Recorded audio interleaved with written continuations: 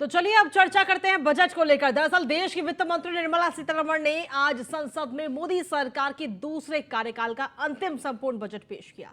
इस दौरान निर्मला सीतारमण ने कहा कि ये अमृतकाल का पहला बजट है और बजट के दौरान वित्त मंत्री ने भी टैक्स स्लैब को लेकर बड़ा ऐलान कर दिया। अब जिनकी सालाना कर योग्य आय 7 लाख होगी, उन्हें कोई भी टैक्स नहीं देना पड़ेगा। वित्त मंत्री ने कहा कि भारतीय अर्थव्यवस्था चमकता हुआ सितारा है। साथ ही बताया कि गरीब खाद्यान्न योजना 1 साल के लिए बढ़ाई गई। वित्त मंत्री ने बड़ी घोषणा करते हुए कहा कि 7 लाख की आय तक अब कोई टैक्स नहीं लगेगा। वित्त मंत्री ने कहा कि पैन अब राष्ट्रीय पहचान पत्र के रूप में भी जाना जाएगा। आपको बता दें कि पैन कार्ड का इस्तेमाल अभी तक सिर्फ इनकम टैक्स के लिए होता था, लेकिन अब इसे राष्ट्रीय पहचान के तौर पर भी एक नई पहचान इसे माना जाएगा। बजट में घोषणा की गई है कि इलेक्ट्रिक वाहन, ऑटोमोबाइल, खिलौने और देसी मोबाइल सस्ते होंगे। इसके अलावा चिमनी, कुछ मोबाइल फोन और कैमरे के लेंस, सिगरेट, सोना, चांदी, प्लेटिनम, ये तमाम चीजें महंगी होने जा रही हैं।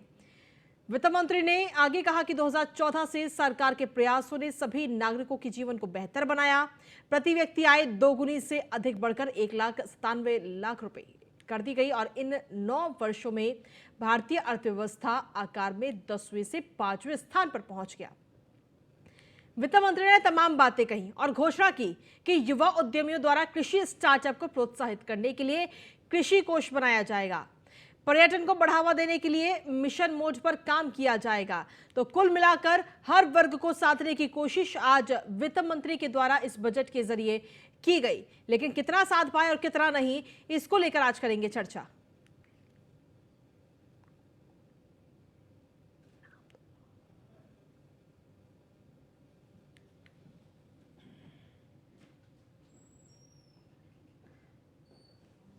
एक पेपर पेन ना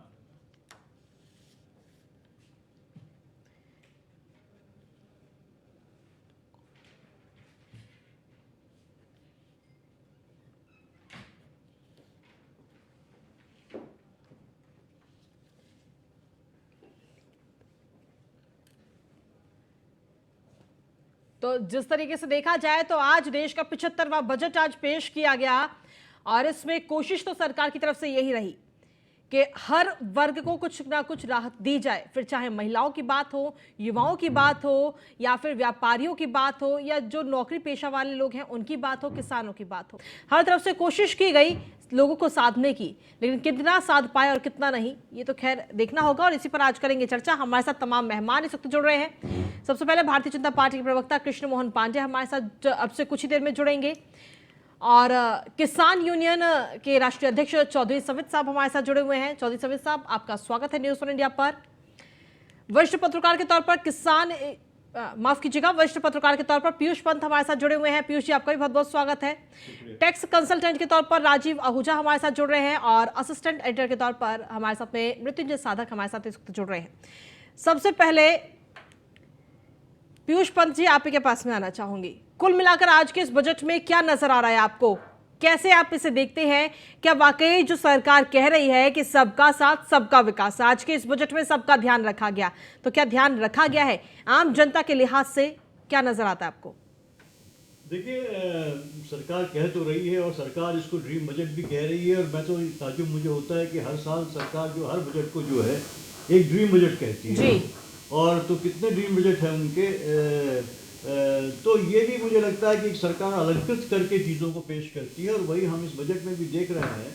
यहाँ गरीबों की बात की गई है, आर्टिजन्स की बात की गई है, लेकिन क्या जो जिस दिशा पे अर्थव्यवस्था चल रही है वो निश्चित रूप से देखिए पूंजी वालों लोगों के हाथ में अर्थव्यवस्था उन्हीं की दिशा में जा रही है।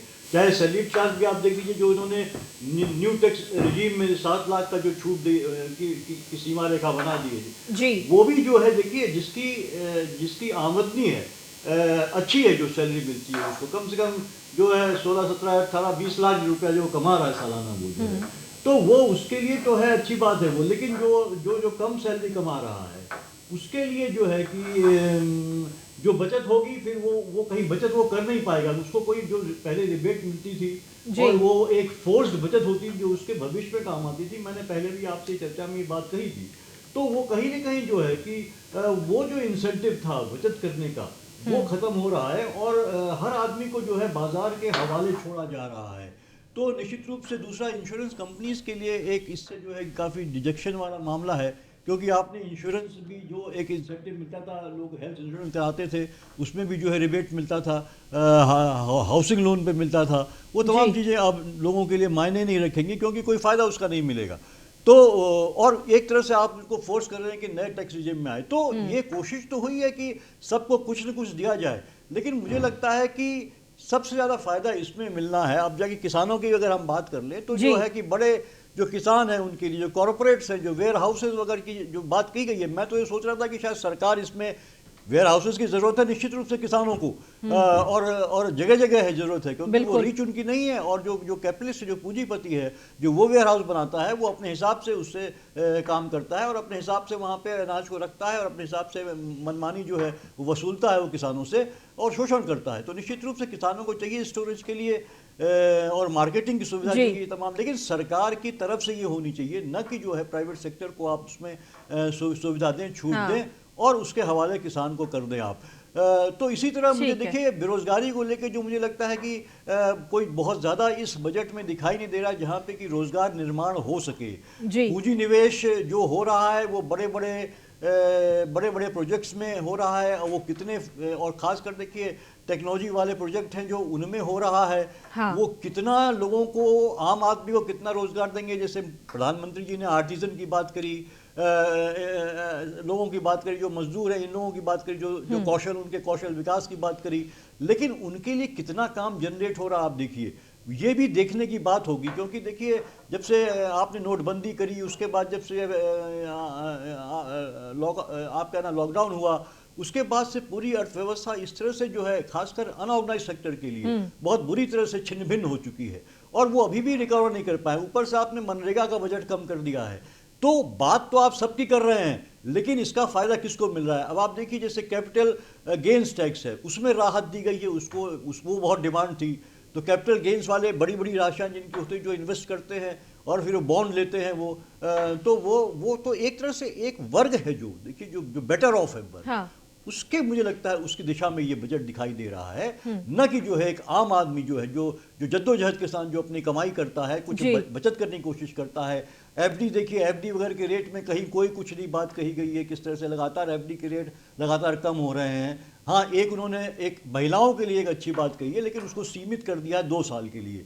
वो जो एक सर्टिफिकेट की बात करी जिसमें वो 2 लाख रुपए जो है 2 साल के बचत लिए इन्वेस्ट कर योजना। सकते हैं, उसमें 7.5% जो है ब्याज मिलेगा। जी। ये मुझे लगता है एक अच्छी योजना है जो औरतों के लिए दी गई है, एक लेकिन मिडिल क्लास के हिसाब लेकिन से इसको अगर 2 देखा जाए लाख तो। की 2 साल की सीमा नहीं करनी चाहिए। हाँ। क्योंकि अभी देखिए आपकी अर्थव्यवस्था बहुत ज़्यादा पटरी पे नहीं है। निश्चित रूप से अर्थव्यवस्था आपकी अभी ठीक ठाक चल रही है, हाँ। और जहां ये बात की जाती है कि 10 से आप 5वें पे आ गए, तो उसके कारण ये भी है कि देखिए बाकी देशों की अर्थव्यवस्थाएं संकुचित होती चली जा रही हैं। आप आगे क्यों बढ़े हैं? इसलिए नहीं कि आप ज़्यादा विकसित हो गए, क्योंकि अगर आपका जीडीपी देखिए तो अभी भी जो आकलन किया गया है वो 6.5 रहने वाला है, जबकि आप उम्मीद कर रहे थे 7% रहेगा जीडीपी। तो जी। जीडीपी में अभी आपकी बढ़ोतरी नहीं हो रही है, तो और दूसरी अर्थव्यवस्थाएं जो हैं वो संकुचित होती चली जा रही हैं, वो आगे जी। नहीं बढ़ रही, इसलिए आप आगे खिसक जा रहे हैं आपका नंबर। तो हमें इस तरह से देखना होगा, और इसके मतलब मैं आपको ये नहीं कह रहा हूं कि सब कुछ गड़बड़ हो रहा है। आप निश्चित रूप से भारत की अर्थव्यवस्था सस्टेन उसने किया है अपने को पेंडेमिक टाइम में भी, उसके बाद भी, क्योंकि बहुत बड़ी कंज्यूमर्स की संख्या बहुत ज़्यादा है भारत में देखिए, इसलिए कंज्यूमर को अगर उपलब्धता रहेगी तो इकोनॉमी आगे बढ़ती चली जाएगी। इतना बड़ा कंज्यूमर क्लास है इस देश में, इसीलिए देखिए यहाँ पे फॉरेन इन्वेस्टर्स भी इंटरेस्टेड रहते हैं आने के लिए, क्योंकि यहाँ पे कंज्यूमर क्लास बहुत बड़ा है। चाइना का सबसे बड़ा हुआ करता था, लेकिन चाइना इस समय जो है आप जो है पूरी एक वहाँ पे एक गिरावट की हम स्थिति देख रहे हैं। जी, वहाँ पे ठीक है। बहुत सारे फैक्टर्स हैं, लेकिन भारत इमर्जिंग मार्केट दिखाई दे रहा है, वो इसलिए कि कंज्यूमर बेस बहुत बड़ा है यहाँ पे, तो वो कंज्यूमर को ही मुझे लगता है एड्रेस करने के लिए, लेकिन सरकार ने एकदम उसको असुरक्षित छोड़ दिया है बाजार के हवाले कि आप अपनी भविष्य कैसे सुरक्षित करेंगे। इसका मुझे कोई जो पेंशन जिनको मिल रही है सरकारी, जो पेंशन जिनको मिल रही है वो तो फिर ठीक है उनके लिए, लेकिन हाँ। जो प्राइवेट सेक्टर में लोग काम कर रहे हैं वो किस तरह से अपने भविष्य को सुरक्षित करेंगे, ठीक है। उसका इसमें मुझे लगता है कोई वो भी उनसे छीन भी लिया गया। जो देखिए अब मैं आपको बताऊं, जो इनकम टैक्स की एक एफडी होती है जो कंपलसरी आपको जो है वो 3 साल के लिए जो ब्लॉक रहती है आपकी, हाँ। ठीक है, तो वो आपकी एक फोर्स सेविंग है ना। अगर आपको अब क्या हो जाएगा कि आप अगर नहीं है तो आपको वो इंसेंटिव खत्म है, तो आपको वो पैसा मिल गया है, वो आप उसको खर्चा कर देंगे, क्योंकि मार्केट देखिए टेम्पटिंग होती है।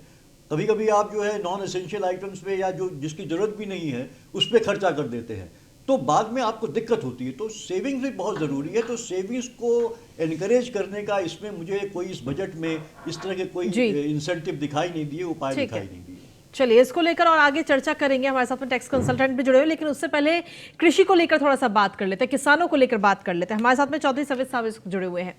चौधरी सफेद साहब, किसानों को लेकर आप और हम लोग कल भी बात कर रहे थे कि भाई सरकार ने कहा था कि हर किसान की आय जो है वो दोगुनी हो जाएगी, लेकिन आज की तारीख में किसान कहाँ है हर कोई जानता है। किसान की लागत जो है वो तक नहीं मिल पा रही, तो मुनाफा तो बहुत दूर की बात है।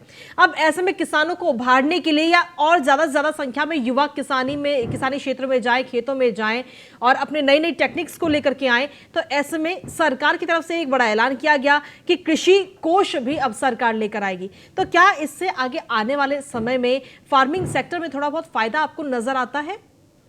कृतिका जी, ऐसा है, सबसे पहले जो माननीय वित्त मंत्री जी ने बोला अमृत काल, जी अमृत काल जब होता है, अमृत जब निकलता है तो विष भी निकलता है। बिल्कुल।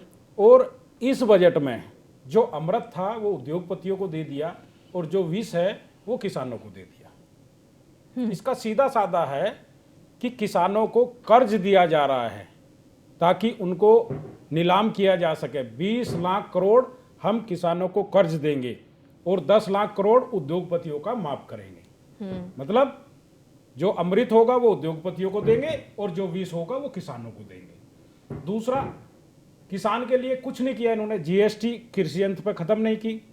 उद्योगपतियों को अभी तक हाईएस्ट 43% टैक्स देना होता था, जिसको घटाकर 39% कर दिया है। ये जो एफडी की बात कर रहे हैं महिला की, ये तो 3 महीने पहले शुरू हो चुकी, हम करवा चुके हैं। ये पुरानी घोषणा है, इस बजट में कर रहे हैं जी। भंडारण की बात आई, जिसके लिए हमने लड़ाई लड़ी, 13 महीने तक हम आंदोलन किए, वही फिर लेके आ रहे। भंडारण कौन करेगा? अरे भंडारण करने के लिए आपको बनाना है तो सरकार व्यवस्था करे। अब उद्योगपतियों को देंगे, किसान थोड़ा ही बना लेगा। हमारी जो मांगे थी, हमको जो उम्मीद थी और जो इनके वादे थे कि किसान की आय दुगनी करेंगे, लेकिन वो समय निकल गया 2022। लेकिन हमने फिर भी सोचा, चुनावी साल है, इस सरकार का आखिरी बजट है। ये मैं नहीं कह रहा, आज सारे चैनल ये बोल रहे हैं इस सरकार का आखिरी बजट है। इसका मायने दर्शक समझ सकते हैं। आप कोई भी चैनल लगाओगे, कहेंगे इस सरकार का आखिरी बजट है, यानी कि सरकार जाने वाली है। सारे चैनल ये कह रहे हैं।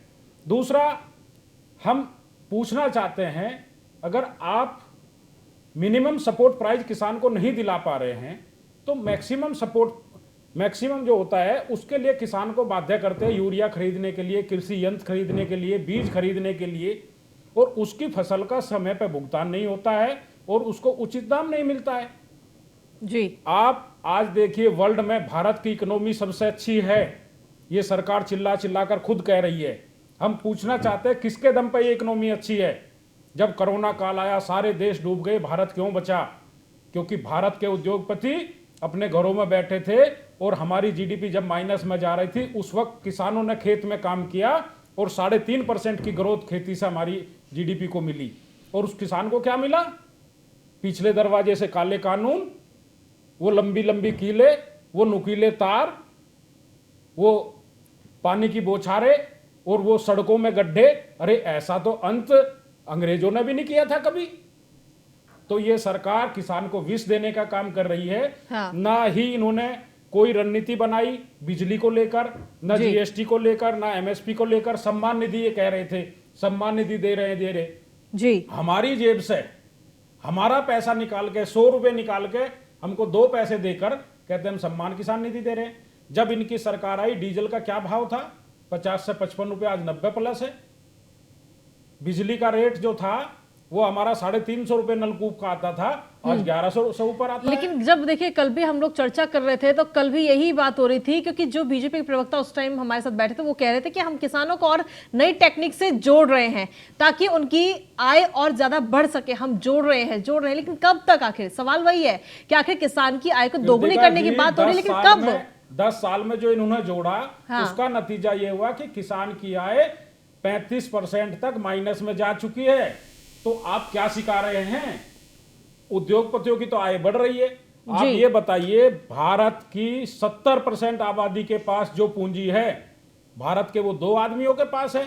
आप संतुलन बनाने का काम करिए। आपने अभी बताया कि मनरेगा पे घटा दिया है। जी। कृषि बजट पिछली बार आपने कम किया था, अभी हमको जानकारी नहीं उसमें घटाया है कि बढ़ाया है। ये छलावा है, किसान को धोखा देने का काम जी। है, किसान को ठगने का काम ये सरकार कर रही है। ठीक है, हमारे साथ में इस वक्त राजीव आहूजा साहब जुड़े हुए हैं, टैक्स कंसल्टेंट है। राजीव साहब, टैक्स को लेकर भी बड़ी चर्चाएं थी कि इस बार थोड़ी राहत मिलेगी मिडिल क्लास को, और वाकई थोड़ी राहत मिलती हुई कहीं ना कहीं नजर आई है। लेकिन हम आपसे जानना चाहेंगे एक आम भाषा में, आम शब्दों में, क्या इसका मतलब है? जो राहत दी जा रही है 5 लाख से 7 लाख का जो टैक्स फ्री किया जा रहा है, उससे आम भाषा में व्यक्ति कैसे समझे? देखिए, इस विषय में मैं ये कहना चाहूँ कि जो टैक्स रेट 5 लाख से 7 लाख किया है, जी। कितने लोग इफेक्टिव हैं? वो तो सब लोअर मिडिल क्लास ही हैं, हम्म। उसमें कोई नए लोग तो है नहीं। हायर रेट पे आपने सरचार्ज को घटा के कम कर दिया। जो मेरे अभी साथी वक्तागण थे जो कह रहे थे कि वो अमीरों का टैक्स है, हाँ। 42% से 39% कर देना, वो अमीरों का टैक्स है। उससे कितने आम लोगों को कितना सहायता मिलेगी, वो एक सोचने वाला सवाल है। जी। दूसरा, पिछले साल सरकार नया टैक्स रिजिम लाई थी। उस नए टैक्स रिजिम के अंदर क्या था कि आपको एक लेवल के बाद कम टैक्स लगना था, लेकिन वो जो gross total income tax calculate हुई उसमें आपको कोई डिडक्शन नहीं मिलेगी।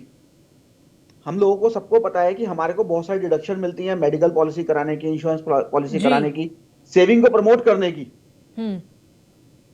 हमारा देश शुरू से एक बचत प्रधान देश रहा है।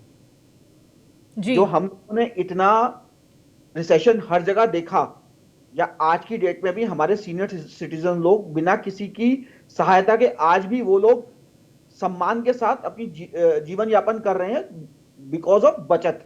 हाँ। सेविंग जो शुरू से हमारे हिंदुस्तान का एक अहम भूमिका निभाई है। बिल्कुल।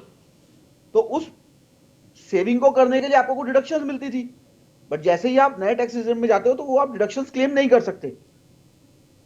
जी। तो क्या उससे बचत को एक मोटिवेशन मिलेगा, या वो मोटिवेट हो जाएंगे?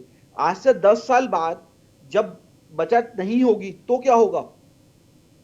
आज सेविंग करते करते करते करते 10 साल के अंदर धीरे धीरे धीरे बूंद बूंद सागर बढ़ता है। बिल्कुल। तो आप बचत को तो प्रमोट कर नहीं रहे। जी। अगर बचत प्रमोट नहीं होगी तो इकोनॉमी में पैसा कैसे आएगा? जी। इकोनॉमी को भी तो पैसा चाहिए ना। बिल्कुल, क्योंकि देखिए हम लोग भी अपने घरों में शुरुआत से यही देखते हुए आए हैं कि जो बड़े बुजुर्ग होते थे वो बचत जरूर करते थे। जो महीने की इनकम होती थी उसमें 10% वो जरूर अपना बचत खाते में डालते थे, ताकि कल को अगर कोई इमरजेंसी होती है तो वो उस बचत का इस्तेमाल कर सके अपने बच्चों की पढ़ाई के लिए, शादी के लिए। प्रोत्साहन नहीं है जी।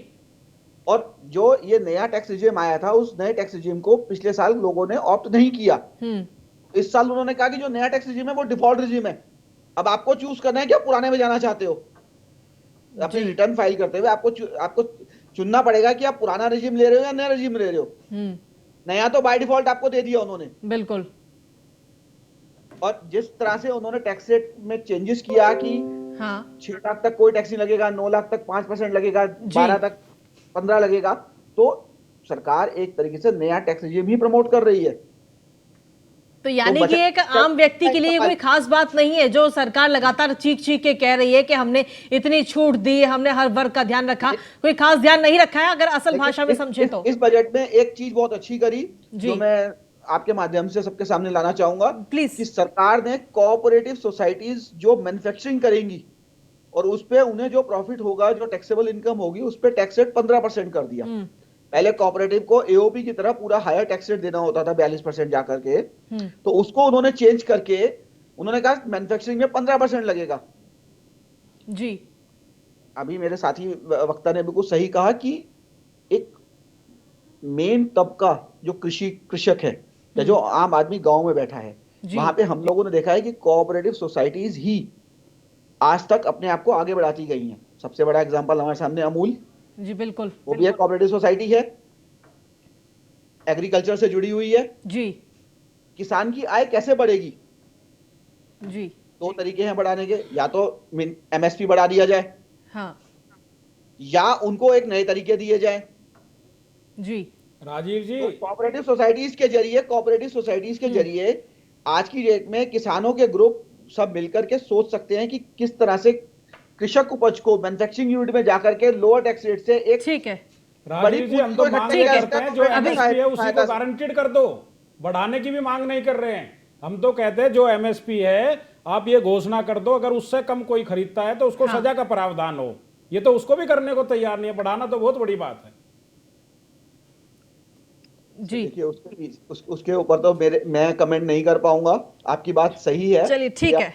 देखिए कृतिका जी, मुझे लगता जी। है कि इसमें एक ये भी और हम देखने को मिल रहा है, जो सरकार चाहती है कि उसके ऊपर कोई ऑब्लिगेशन ना हो हाँ। लोगों को देने के लिए। जो आप देखिए न्यू टैक्स रेजिम में वो चाहती है कि कहीं भी ये हो कि लोग आए, चाहे सेविंग करें ना करें, वो उनका पैसा जो है वो बाजार में लगाएं, और ताकि जो है इकोनॉमी को एक पुश मिले। लेकिन उनकी अपने भविष्य किस तरह रहेगा, तो सरकार अब मान लीजिए अगर हम कोई सेविंग करते हैं तो निश्चित रूप से बैंक में करेंगे, या हम कोई सरकारी इंस्ट्रूमेंट है जिसमें लगाएंगे, तो वो ऑब्लिगेशन सरकार का बनता है देने का बाद। तो सरकार कहीं न कहीं जो अपने हाथ खींचना चाहती है वो, और जी। वो बचत पूरे प्रोत्साहन को लोगों लेके नागरिकों को जो योजना है नहीं है। बाजार के हवाले कर देना चाहती है कि अब आप ही अपना भविष्य देखिए, चाहे जो भी हो। और तो मुझे लगता है ये एक नज़र लगातार अगर आप मोदी सरकार के पूरे कार्यशैली को देखें आप लगातार, तो ये आपको साफ नज़र आ रहा है कि सरकार अपने ऑब्लिगेशन से लगातार जो है वो खासकर वित्तीय ऑब्लिगेशन से लगातार अपने हाथ खींचती चली जा रही है। जी। एक बात मैं और कहना जी, चाहूँगा सारा कि जैसे की स्थितियाँ ये होती हैं कि अगर टैक्स की सीमा अधिक रहेगी तो निश्चित ही लोग अपना टैक्स छिपाने का प्रयास नहीं करेंगे, तो कलेक्शन ज़्यादा होगा, तो राजस्व की वृद्धि होगी। और अगर परचेजिंग पावर लोगों की बढ़ती है और जो टैक्स का जो रिबेट मिल रहा है, तो निश्चित इससे तो चीज़ें और अच्छी होनी चाहिए। क्योंकि अगर 7 लाख का अगर आपके पास हो गया, आपको नो टैक्स नहीं देना है, तो लोग छिपाएंगे नहीं। अगर कुछ और अधिक रखते हैं तो उसमें जो टैक्स का प्रावधान है वो देना पड़ेगा। लेकिन अगर जैसे पहले क्या था कि 3 लाख का है लिमिट, तब लोग छिपाने का तरह तरह का और तरीके से प्रयास करते थे छिपाने का। अब ज़्यादा बड़ा ये नियम भी है लेपर्ड कर्व में, ये सब चीज़ें हैं कि जितना ज़्यादा टैक्स ज़्यादा रहेगा उतना कलेक्शन ज़्यादा आएगा, लोग छिपाएंगे नहीं। लेकिन अब बचत भी तो बहुत ज्यादा जरूरी है। बचत को लेकर तो सरकार का कुछ ध्यान ही नहीं गया। भाई अगर हम आज नहीं बचाएंगे, कल को कोई भी इमरजेंसी होती है, जैसे भी हाल ही में कोविड से सब लोग रहे हैं, तो कोविड में कहीं ना कहीं बहुत सारे लोग ऐसे हैं जिन्होंने अपनी सेविंग्स को खर्च किया है, कईयों की नौकरियां चली गई, उस टाइम उनके सेविंग्स ही तो काम आई। तो ऐसे में कल को अगर कोई इमरजेंसी होती है हमारे देश में, तो अगर सेविंग ही नहीं रहेगी तो आम आदमी कैसे सर्वाइव कर पाएगा? सेविंग के लिए और आपके तरीके सरकार इस चीज में कहने के लिए एक पॉइंट मैं ऐड करूंगा जी। मेडिकल इंश्योरेंस पॉलिसी, हाँ जी।